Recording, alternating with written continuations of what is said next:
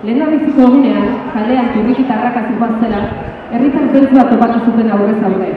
Oraindik, inor paretik zetorrela konturatu baino lehen, espaloitik jaitsi zen bera, izeba osabei pasatzen uzteko.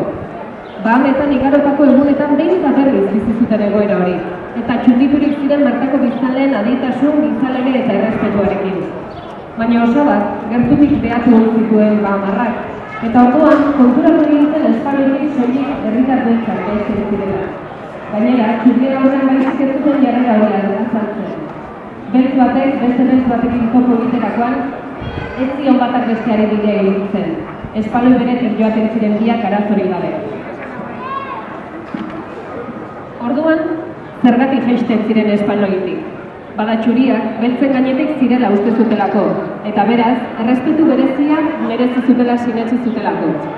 Kontakizuna bukatu zuenean, entzule denak bat etorri ginen. Ura, diskriminazio kasu argia zen Bahamarrentzat. Izan ere, kanpotarrei lehentasuna eman behar zieten, morroiak balira bezalaxe. Baten batek ere erantzi zuen. Han ere kanpotarrak nagusi. Solasean hasi ginen, sumisio nazkagarriaren kontrako indignazioa konpartitu nahian. Eta bapatean osabaren bilobetako bat sartu zen atetik bere emaztearen besotik helduta. Emakumeak adeitasunez agurtu gintuen. Buenas noches. Ura ailegatu horretik zazpi euskaldun ginen zutondoan, baina ordutik aurrera bertaratzen zen edonor pentsatzezaken 9 erdaldunen aurrean zegoela. Izan ere, horrezkero mintzatu ziren guztiek emakume helduberriaren hizkuntzan egin zuten. Biz, soilik biz, aski izan ziren konbertsio linguistikoaren mirari ura eragiteko. Bitartean osaba solasaren erritmoa galduta hanketara zegoen, isil-isilik.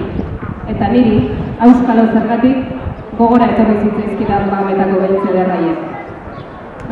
Hauxe ipuia, orain esan, ikusten dute hemen Euskal Herrian euskarazen leloa, logoa, eta orduan orain denak hemen inguratu behar gara, eta helburua da orgoitikan argazki bat ateratzea denak logo honen gainean jarri, eta beraz mesedez joan hurbiltzen eta gainean jarri horrekin. Kartulina berdeak goian da, ez duela.